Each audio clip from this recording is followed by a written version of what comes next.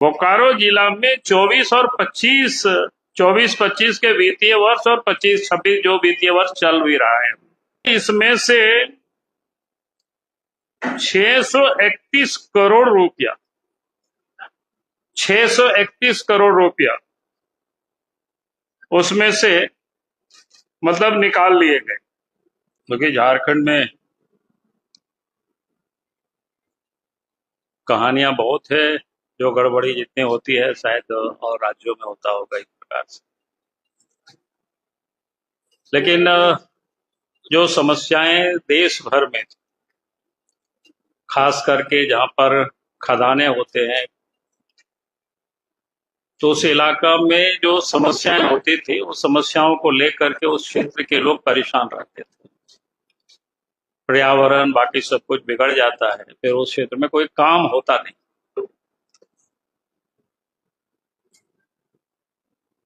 और सरकार उस ओर ध्यान नहीं देती थी, राज्य सरकार भी उसको लेकर के फंड की रोनावर होते रहते थे। क्योंकि 2014 में इस देश में नरेंद्र मोदी जी के नेतृत्व में सरकार बनी। नरेंद्र मोदी जी प्रधानमंत्री बनने के पहले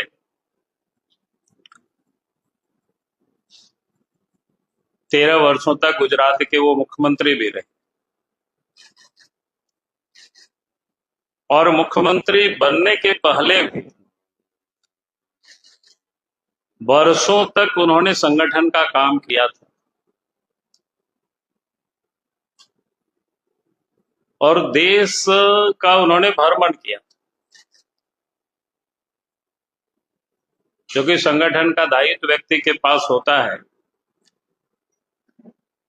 तो अलग अलग राज्यों में अलग अलग कामों को लेकर के जब आदमी घूमता है, तो जिसको कह सकते हैं कि वास्तविक समस्याओं को नजदीक से देखने का और उन समस्याओं को अनुभव करने का भी एक अवसर मिलता है।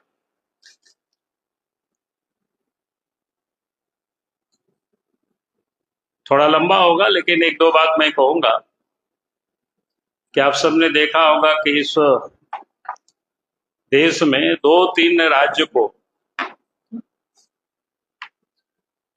लोग अच्छा मानते हैं। एक जैसा त्रेता में भगवान राम जब पैदा हुए तो राम राज्य जिसको लोग कहते हैं, वो सबसे अच्छा माना जाता है। इसलिए क्योंकि भगवान राम 14 वर्षों तक जंगल में वो घूमते रहे, तो लोगों के दर्द को उन्होंने बढ़िया से समझा था, और जब वो सत्ता में बैठे तो उन्होंने अच्छे ढंग से काम किया, जनता के लिए काम किया। उसी प्रकार से द्वापर में जो कृष्ण का युग था, जहां युधिष्ठिर को धर्मराज कहते हैं, तो उनके कालखंड में भी आप सबको ध्यान में है कि 12 वर्षों तक वो लोग भी वनवास में रहे। यानी पूरे आज की भारत नहीं, बल्कि अखंड भारत जिसको कहते हैं, बृहद भारत था। तो घूम घूम करके जनता की उन समस्याओं को लोगों ने समझा। फिर गुप्त काल को भी लोग कहते हैं स्वर्ण युग, उस समय की भी यही स्थिति। तो मैं ये कह रहा था कि नरेंद्र मोदी जी मुख्यमंत्री बनने के पहले भी इस देश का उन्होंने भ्रमण किया था संगठन के काम से। और संगठन के काम मतलब पार्टी उस समय भिन्न भिन्न मुद्दों को लेकर के संघर्ष करती थी, तो नजदीक से लोगों की तकलीफों को उन्होंने देखा। मुख्यमंत्री बनकर के जब काम किया तो उस समय भी उन्होंने देखा समस्याएं क्या क्या आती है, उन क्षेत्रों में लोग काम नहीं करते। और 14 में जब देश के प्रधानमंत्री वो बने, तो खास करके जो खदान का जो इलाका है, तो उन क्षेत्रों में विकास हो, वहां के लोगों की तकलीफ को सरकार दूर करे, तो उसके लिए फंड भी उन्होंने रेज करने की एक विधिवत जिसको कहते हैं ना कानून बनाए। और डिस्ट्रिक्ट मिनरल फाउंडेशन ट्रस्ट मतलब बना करके जो फंड भी उस योजना से प्राप्त हुए, यानी योजना से के लिए फंड भी प्राप्त होंगे और फिर उसी क्षेत्र में विकास के कामों में लगाए जाएंगे, ताकि उस क्षेत्र की जो समस्याएं होती है वहां के, चाहे वो सड़क है, बिजली है, पानी है, शिक्षा है, स्वास्थ्य है, यानी जितनी भी जो विकास के जो काम हो सकते हैं उस क्षेत्र में, ताकि उसके लिए कोई बाहर से पैसा आवे इसकी लोग प्रतीक्षा नहीं करना पड़े। लेकिन आज मतलब जो कहना पड़ रहा है देख करके झारखंड में, क्योंकि पूरे राज्य में क्या हुआ होगा नहीं हुआ होगा तो जब जांच होगी तब ये पता चलेगा। लेकिन मामला बोकारो जिला का है जो सामने प्रकाश में आया। बोकारो जिला में 24-25 के वित्तीय वर्ष और 25-26 जो वित्तीय वर्ष चल भी रहा है, तो इस मतलब 2024 का जो वित्तीय वर्ष प्रारंभ होता है और वो समाप्त भी हो गया 24-25 का वित्तीय वर्ष, और 25-26 इस समय जो करंट जिसको कह सकते हैं ईयर है, तो इसमें से 631 करोड़ रुपया 631 करोड़ रुपया उसमें से मतलब निकाल लिए गए, और निकाल लिए गए तो कई एक प्रकार के उसमें से काम को उन्होंने बताया, कई कंपनियों को इन्होंने दिया अलग अलग, क्योंकि पूरा यहाँ डिटेल में आप सबके सामने कहूं तो शायद काफी लंबा समय लगेगा। बाद में हम आप सब लोग ले लेंगे, ऐसी पूरा क्या बोलते हैं उससे संबंधित जो फाइल है वो 205 पृष्ठ का है। तो हमने पाठक जी को भेज दिया है 205 उसका क्या बोलते हैं पीडीएफ में। लेकिन कुछ चीजों को मैं यहाँ उदाहरण देना चाहूंगा ताकि आप सब लोगों को यह समझ में आना चाहिए। एक तो जैसे 46 पंचायतों में जनरेटर की आपूर्ति की गई, 46 पंचायतों, उसमें से दर है 7,97,526 रुपया प्रति जनरेटर के हिसाब से, 7,97,526 रुपया प्रति जनरेटर के हिसाब से ये पंचायत भवन में। उसके हिसाब से जो कुल राशि होता है 3,66,86,200 रुपया।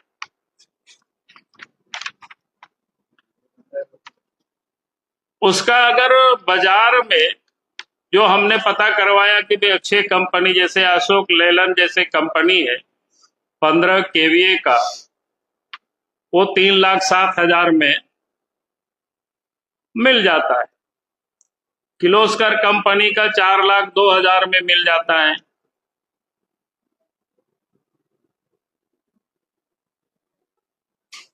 उसी प्रकार से दूसरा जो जनरेटर फिर लिया गया 31 जनरेटर फिर लिया गया, वो 12,28,000 रुपया, 12,28,341 रुपया प्रति जनरेटर के हिसाब से। उसका कुल राशि 3,80,000 3,80,78,600 रुपया। अब ये नहीं केवीए का इसमें नहीं है, वो तो जांच होगा तब पता चलेगा। मैंने कहा कि स्कूल में पंचायत भवन में तो कोई जनरेटर ये क्या बोलते हैं बड़ा बड़ा की जरूरत भी नहीं रहता है। उसमें से जो हमने कहा कि बाजार में जब कीमतों का हमने पता कराया कि अशोक लेलैंड कंपनी का, किर्लोस्कर का, उसका रेट क्या है वो मैंने आपको बताया, क्योंकि बेस्ट कंपनी जो माना जाता है। आप कौन का वहां लगाया है ये तो उतना वो दे नहीं रहा है, लेकिन जब जांच होगी तो सब कुछ ये पता चल जाएगा। तो कहने का अर्थ है किस प्रकार से पैसे की लूट हुई है, ये इसका एक छोटा सा नमूना है। उस प्रकार की फिर कई एक मतलब एजेंसी को भी दिया है, जैसे डिजिटल मैट्स खरीदा है आंगनबाड़ी, 1666 आंगनबाड़ी केंद्र के लिए डिजिटल मैट्स। जो डिजिटल मैट्स होता है ना, हम लोग योगा वोगा करते हैं, शायद बच्चों के लिए हमने देखा नहीं है, जो लिखा हुआ था डिजिटल मैट, तो मैं वही समझता हूँ। बाकी आप लोग मत समझिएगा कि भाई हमने कोई देखा है डिजिटल मैट्स। तो उसकी कीमत मतलब जो इतना जो परचेज किया है, प्रति डिजिटल मैट्स की कीमत 1,25,788 रुपया। ये कुल मिलाकर के 20,95,52,808 रुपया। अब कौन वहां खरीदा है, क्या खरीदा है पता नहीं, लेकिन बाजार में जो और हमने पता किया कि भाई कौन कौन मेट्स का क्या कीमत होता है, जैसे फर्स्ट CRY 3,500 रुपया उसका मूल्य है। ए टोरेस 7,614 रुपया मूल्य है। तो इस प्रकार से अगर हम कह सकते हैं कि भाई 19 करोड़ से भी कहीं अधिक भुगतान कर दिया गया है इस मैट्स की खरीदारी। उसी प्रकार से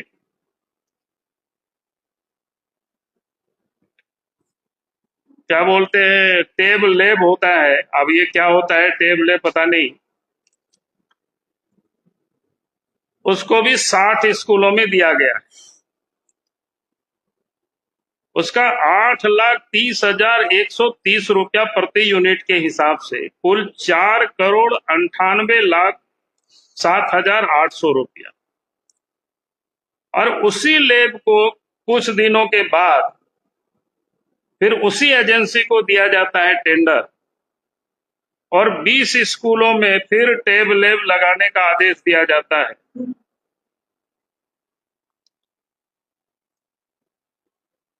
जब इस टेब लैब का भी जब हमने पता कराया कि और भी कौन कौन कंपनी है, तो उसका जो लेनोवो है तो 2,32,000 करोड़ रुपया, यानी उस 2,32,000। तो इस प्रकार से आप 20 स्कूलों में फिर टेब लैब जो 24,95,700 प्रति लैब के हिसाब से, यानी एक ही कंपनी को फिर आदेश दिया जाता है, और फिर कीमत माने जिस प्रकार से भाग जाता है कोई उसका। ये सारी चीजें जब जांच होगी तब ये पता चलेगा पूरे मामला। उसी प्रकार से मास लाइट भी लगाया गया है, हाई मास लाइट जो लगाते हैं बड़े बड़े, पूरे शहर में 187 जगह पर लगाया गया है। तो 187 जगह जो लगाया गया उसका रेट है 7,30,628 रुपया की दर से खरीदा गया। अब कौन कंपनी का क्या खरीदा है वो जांच होगा तब पता चलेगा, लेकिन बाजार में हमने पता करवाने की कोशिश किया। ऑप्टोलेड 1,52,000 रुपया उसका अधिक मूल्य है। जेरेडा जो हाई मास लगाता है उसका जो रोड पर जो लगाता है उनका 2,35,000 है। तो इसके हिसाब से अगर हम लगाते हैं तो लगभग 12-13 करोड़ रुपया अधिक भुगतान कर दिया गया।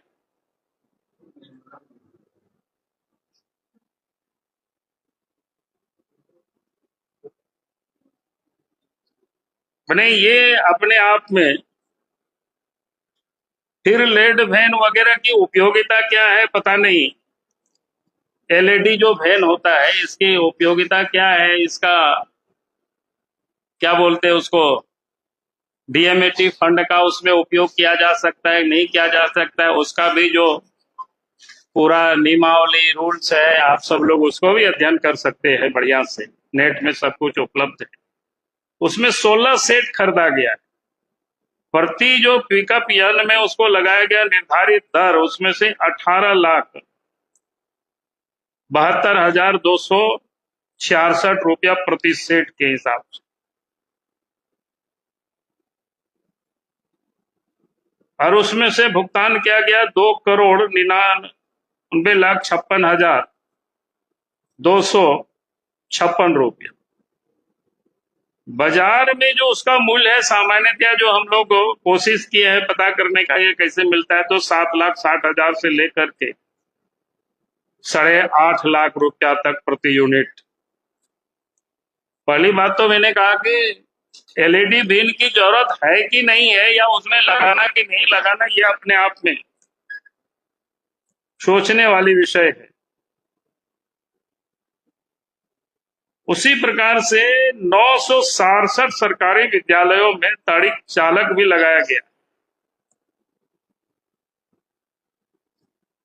अब उस ताड़िक चालक में अलग अलग अगर आप देखें तो ये भी बड़ा आश्चर्य लगता है। जैसे पहला टेंडर निकाला 75 स्कूलों के लिए, तो 4,80,000 रुपया। दूसरा टेंडर 75 स्कूलों के लिए 5,37,600 रुपया। तीसरा टेंडर 470 स्कूलों में 1,80,000 रुपया। चौथा टेंडर 150 रुपया, 150 सरकारी स्कूलों में 3,12,000 रुपया। पांचवा टेंडर 75 सरकारी स्कूलों में 5,40,000 रुपया। छठा टेंडर 50 सरकारी स्कूलों में 1,80,000 रुपया। और सातवां टेंडर 72 सरकारी स्कूलों में 1,80,000 रुपया।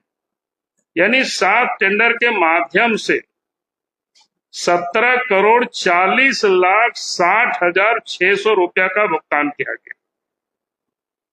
बाजार की जो दर को पता करने की कोशिश किए तो कार्ले कंपनी का जो ताड़ित चालक है तो 32,000 रुपया प्रति यूनिट उसका अधिकतम रेट है।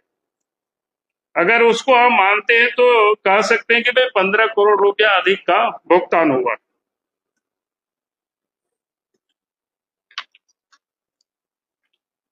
उसी प्रकार से वॉल पेंटिंग में घोटाला हुआ है। अब वॉल पेंटिंग सरकारी स्कूल भवनों, आंगनबाड़ी केंद्र, हम तो कहेंगे कि आप सब लोगों को भी जा करके थोड़ा विजिट करना चाहिए। भाई कौन कौन स्कूल में ताड़िक चालक लगा है, कौन सा ताड़िक चालक लगा है, तो ये सब आप सब लोग भी देखेंगे, थोड़ा आप लोगों को भी करना चाहिए। आपके भी रिपोर्टर वहां होंगे तो उनको भी थोड़ा सा कहेंगे भाई सरकार से इतना डरना नहीं तो इस रात को ये लोग लूट लेंगे। तो सरकारी स्कूल में पेंटिंग के नाम पर 39,26,00,000 रुपया का भुगतान किया गया है। वो एक हजारीबाग की कंपनी है, कुछ कंपनी का लिखा हुआ, लेकिन मैं उसको यहां अभी नहीं बोल रहा उसको।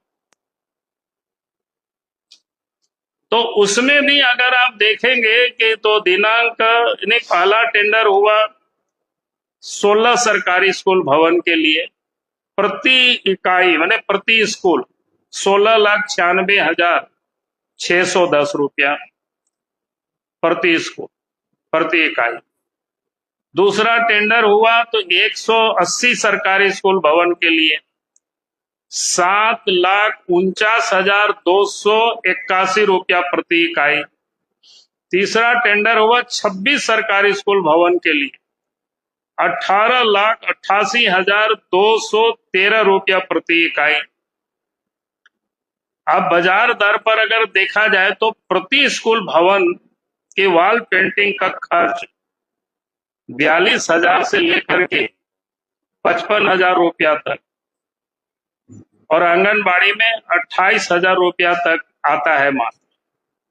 लेकिन इन्होंने क्या किया 4 टेंडर में मतलब 9,19,87,716 रुपया इसको कह सकते हैं कि एक प्रकार से अधिक भुगतान किया है। उसी प्रकार के सौर ऊर्जा संचालित पंप लगा है कि नहीं लगा वो तो जांच का विषय है, लेकिन मैं तो यहां कह रहा हूं कि मूल्य किस प्रकार से ये लोगों ने लूटा है। पहला टेंडर हुआ 2 HP, मैंने पंप सेट है सौर ऊर्जा से जो संचालित होता है 2 HP, 18 जगह का, प्रति यूनिट 7,61,980 रुपये। दूसरा टेंडर है 2 HP, 41 जगह, प्रति यूनिट दर अब बढ़ गया 8,85,914 रुपया। तीसरा टेंडर है 2 HP एवं 5 HP, 62 जगह, प्रति यूनिट 7,61,980 रुपया। चौथा टेंडर है 2 HP एवं 5 HP, 43 जगह, 8,85,714 रुपये। इसमें भी थोड़ा अलग अलग कंपनियों से कुछ हम लोगों ने पता करवाने की कोशिश की। जैसे लोबी है एक कंपनी, LUBI, 1,12,000 HP का। सोलरेटिव है 1,30,000 3 HP का। CRI है 1,70,000 5 HP का। तो इस प्रकार से आप देखेंगे तो यहाँ 13,63,35,818 रुपया का भुगतान किया है। यानी बाजार का जो मूल्य है उससे भी 6 से 8 गुना अधिक कीमत में लगाया गया। फिर आप देखेंगे स्कूलों में मॉड्यूलर किचन के नाम पर भी बहुत बड़ा घोटाला हुआ है। मॉड्यूलर किचन क्या है? प्रति स्कूल पहला टेंडर हुआ है 73,71,228 रुपया। दूसरा टेंडर हुआ है प्रति स्कूल 65,57,240 रुपया। तीसरा टेंडर हुआ है 69,08,714 रुपया। चौथा टेंडर हुआ है 72,20,164। पांचवा टेंडर हुआ है 59,64,00,000 प्रति स्कूल। यानी एक ही काम और सामान्य के लिए 7 दिन के अंदर न्यूनतम 59,54,000 और अधिकतम 73,00,000 इतना भुगतान किया गया। बाजार दर की पता करने की कोशिश की है कि भाई उसका मॉड्यूलर का किचन को जो बनाता है उसमें से तो 6 से 8 लाख रुपया प्रति स्कूल लग सकता है। और जितना लगाए तो उतना में तो लगता है कि नया नया बढ़िया बढ़िया बिल्डिंग बन जाएगा चक्कर में शौचालय। उसी प्रकार से स्मार्ट मॉडल स्कूल में अपग्रेडेशन किया है, उसमें भी वैसे ही हुआ है। पैसा इन सारे चीजों में लगाना कि नहीं लगाना है वो DMT फंड का वो अलग विषय है। कहां कहां लगाना चाहिए, प्रायोरिटी हमें कहां देना चाहिए और कहां ये लोग कर रहे हैं। तो हमने कहा कि भाई ये जो मॉडल स्कूल अपग्रेडेशन में यानी 4 वर्क ऑर्डर दिया है जिसके माध्यम से 11,92,93,775 रुपया खर्च किया गया। 4 टेंडर में एक समान कार्य के लिए निर्धारित खर्च से अधिक राशि खर्च की गई है। यानी सब जगह यहाँ भी उसी प्रकार से अलग अलग है। पहला टेंडर 2,37,24,147 से 4 विद्यालय के लिए। दूसरा टेंडर 4,59,88,000 ₹631 4 विद्यालय के लिए। तीसरा टेंडर ₹4,28,25,497 3 विद्यालय के लिए। और चौथा टेंडर ₹67,55,500 एक विद्यालय के लिए। यानी मॉडल स्कूल अपग्रेडेशन में प्रति विद्यालय का खर्च अपग्रेडेशन में 5 से 6 लाख, 6.5 लाख रुपया आता है। लेकिन यहाँ 12 आवासीय स्कूलों में जो अपग्रेडेशन में 11,93,00,000 रुपया खर्च कर दिया गया। उसी प्रकार से छात्रों के लिए कोचिंग, कौशल विकास, प्लेसमेंट माने नियोजन में भी बड़ा घोटाला हुआ है।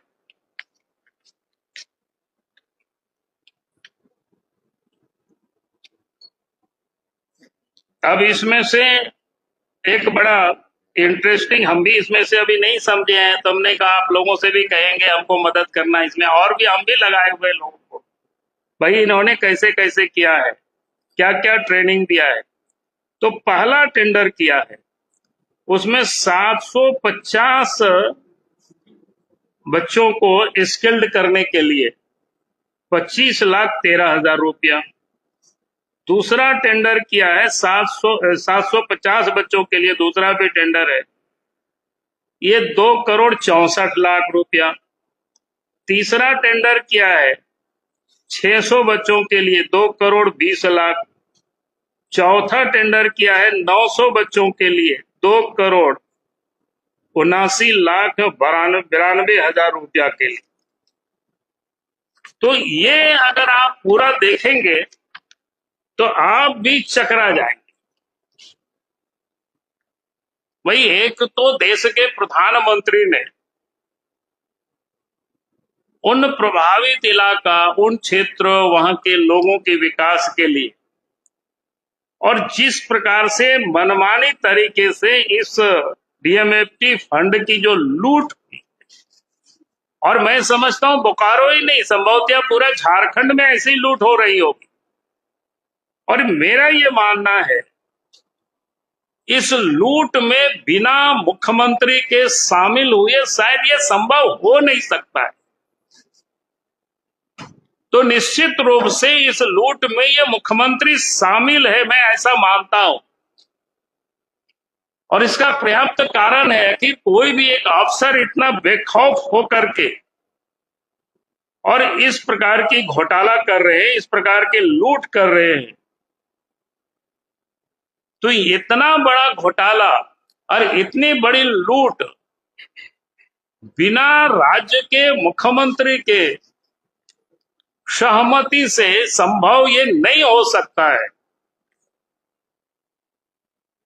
तो इसलिए मैं कहता हूं कि भैया जो अधिकारी और मुख्यमंत्री ये सब मिली भगत से ही ये काम हुआ है। और इसकी अगर सच कहा जाए तो इस प्रकार की लूट हो रही है तो इसकी सरगना कौन हो सकते हैं? राज्य के मुख्यमंत्री हो सकते हैं इसके। और इतनी बड़ी पैसा की जब लूट होती है तो निश्चित रूप से ये सीएम के तिजोरी तक ये पैसा गया होगा, क्योंकि उनके बिना संरक्षण के इतनी बड़ी लूट ये कैसे संभव हो सकता है? क्योंकि डीएमएटी फंड गरीबों के लिए था, इसका उपयोग खनन प्रभावित इलाकों में स्कूल, अस्पताल, सड़क, पानी आदि जैसे योजनाओं में लगानी थी। और मुख्यमंत्री ने इसको समझे अपना एटीएम समझ लिया।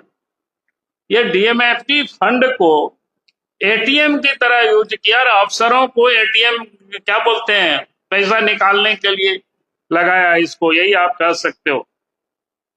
ये गरीबों के विकास का ये पैसा है, बच्चों की पढ़ाई का पैसा है, बीमारियों को इलाज का पैसा है। ये सब मुख्यमंत्री ने मिल करके और भ्रष्ट अफसरों लोगों से मिल करके इसको लोगों ने लूटा है। और इसीलिए हम मांग करते हैं कि इस पूरे मामले की जांच सीबीआई से कराई जाए, तभी ये मामला सही सही जांच हो पाएगी। क्योंकि हाँ?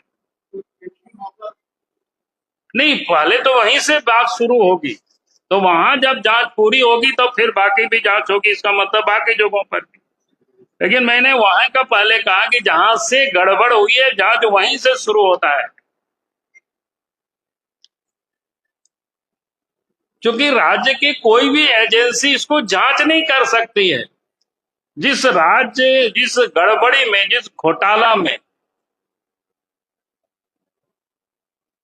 जहां सरकार इन्वॉल्व हो, तो वहां आप कैसे उम्मीद कर सकते हैं कि उनके बाकी एसीबी या कोई अफसर जांच कर लेगा और उसमें से दोषी के ऊपर कार्रवाई कर सकते हैं? तो ये संभव ही नहीं हो सकता है। और इसीलिए हमने कहा कि भाई इस जांच को सीबीआई से करानी चाहिए। अगर वास्तव में राज्य सरकार अपने आप को, मुख्यमंत्री इसमें कहीं इन्वॉल्व नहीं है, दोषी नहीं है, तो पूरे मामले की जांच सीबीआई को सुपुर्द कर देनी चाहिए। और नहीं तो भारतीय जनता पार्टी इस घोटाला के विरोध में लड़ाई हम लड़ेंगे, सदन में भी और सड़क पर, और इस मामले को हम जांच कराएंगे। क्योंकि मामला डीएमएफटी फंड का है, ये कानून के तहत हुआ है और उसमें ये प्रावधान भी किया हुआ है, केंद्र सरकार भी इसको जांच कर सकती है विभाग को।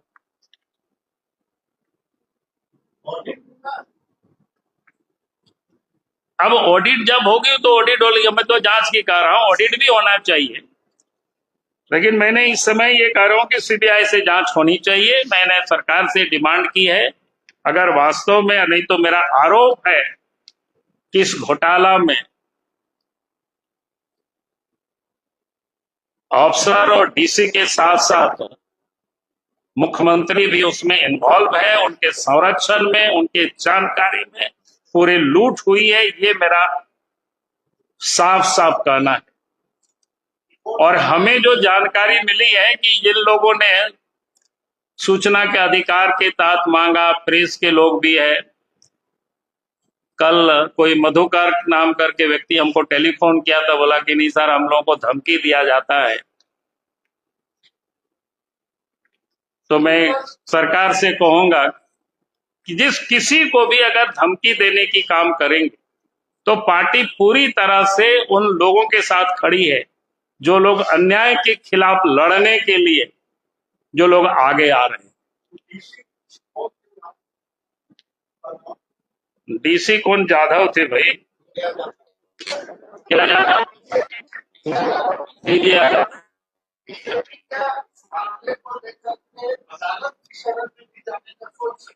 नहीं, मैं अदालत की अभी नहीं सोच रहा हूं। अभी तो मैं सड़क पर ही लड़ने की और जो जांच की जो प्रोसेस है, मैं उसी के बारे में मैं अभी सोच रहा हूं।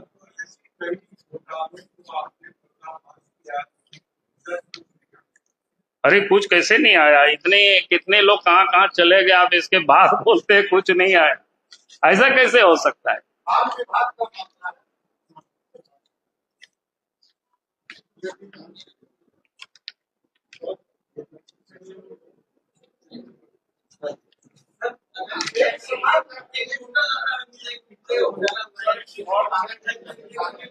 अरे हमने पहले कहा ना, 631 करोड़ रुपए निकाला तो उठा नहीं है।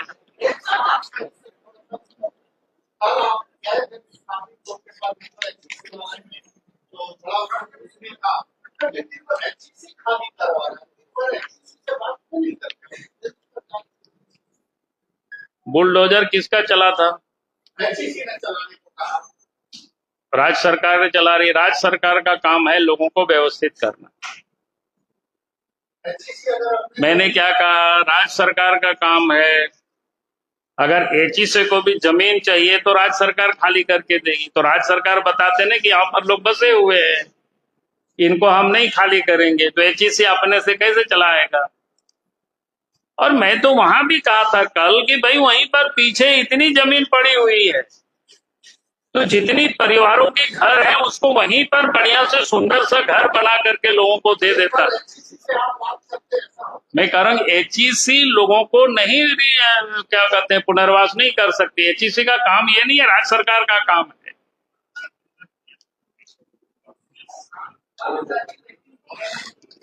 चलो भाई, बाकी ये इतना बड़ा किताब है तो इसको